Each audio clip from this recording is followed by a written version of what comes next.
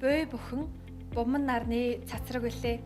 Буйны үрээ тодорч үүлийн үрээр замхран оддог энэ амьдрал үлгэрийн далаа юм болвол сүн далайн шалбааг болж сүнбэр уулан дов болж хорт утаанда боож өгч хог хаятлан дэлхийг залхиж яг энэ цаг дараа хүмүүн заяаг олж төрсөн бид өөрсдөө мөхлийн ирмэгт тулаад байгаа юм биш үсттэй гэдэг айц хүн бүрд төрдөг үзээ. Гэхдээ хүн төрлөختөн илүү яруу тодор оршихын тулд яг юуг хийж бүтээх, яг юунд зориглох ёстой юм бэ гэж асуух юм бол би доктортой хөгжлөө гэж харуулна. Нэгдсэн үндэсний байгууллагаас доктортой хөгжил гэдэг нь ирээдүйн хойч үеийнхээ хэрэгцээгээ хангах боломжийг нь алдагдуулахгүйгээр өнөө үеийн хэрэгцээгээ хангахыг хэлнэ гэж тодорхойлсон байдаг.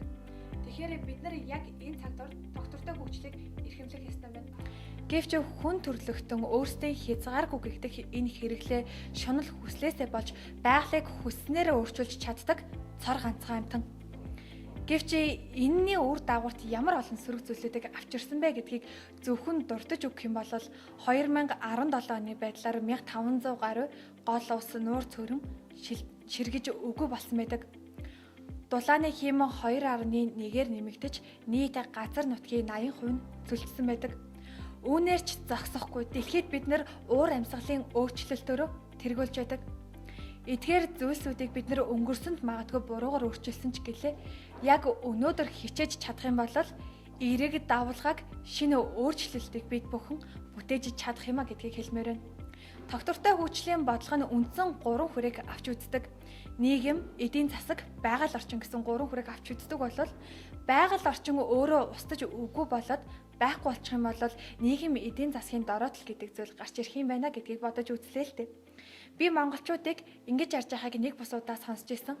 Монголчууд бол 60 сая малтай ард түмээ. Тэгээд 60 сая малтай юм чинь бид нар өлсөж өгөхгүй, өлсөж үзээчгүй, өлсөхгүй гэж маш олон хүмүүс ярьж байсан. Тэрийг сонсож байхад надад юу бодогдсон бэ гэвэл Монгол оронд нэг л удаа 100 ган тохиолдоход эсвэл өвөл 100 болоход энэ уур амьсгалын өөрчлөлт яг одоо явагдаж байгаагаасаа илүү эрчимтэйгээр явагдах юм бол бид нар өлсөх нь байтугай өлсгөөс цаадах зовлонг ард олноороо амсах юм шүү гэдгийг хэлмээр санагдлаа.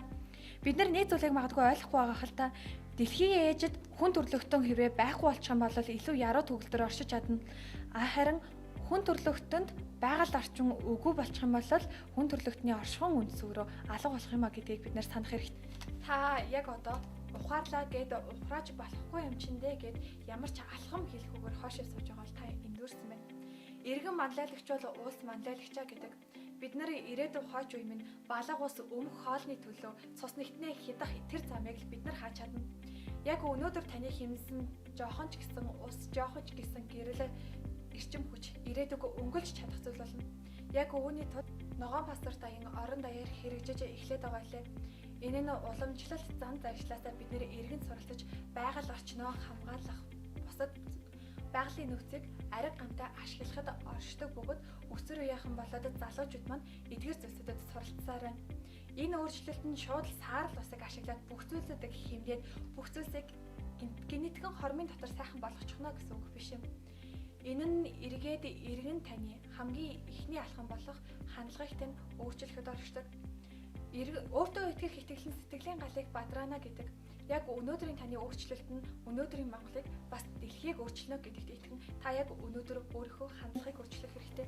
Намайг Ганбатын Отгон тул гэдэг их дэлхийн үр жимс эгэл жирийн Монгол охин залуу үеийн төлөөлөл. Гэвч би ирээдүйд хүнээс балга ус гуйлагчилж мөн өөр хүүхдүүдтэй байгаль орчин гэдэг ногоон өнгөтэй байсан юм шүү, цэнгэг ус мөрөн урсдаг байсан юм шүү гэж дурсаж домог болгон ярмааргүй байна. Ам гуйн уйлж байгаа дэлхийн зүрхийг дахиж битгий сэмрээгээч гэж томчууд, хүүхэд, багчууд, өөрсдийнхөө үеийн залуучууд та бүгдээс нь гуймаар байна. Энэхүү үлтгэлийг таны сонирттой нь бас сэтгэлгээх эрхтэнд тань зориулж оюун бодол болоод ухаант нь нэгийг бодож хоёрыг тунгаана гэдэгт итгэн яг энэ цагдаар илтгэлээ хэлэлцүүллээ. Эцэст нь хэлэхэд шинэ өөрчлөлтийг авчирхад танд шинэ жилийн баяр биш харин шин сэтгэлгээ шинэ хандлах хэрэгтэй юм шүү гэдгийг хэлэхэд таатай байна. Анхаарал хандуулсан явдалд баярлалаа.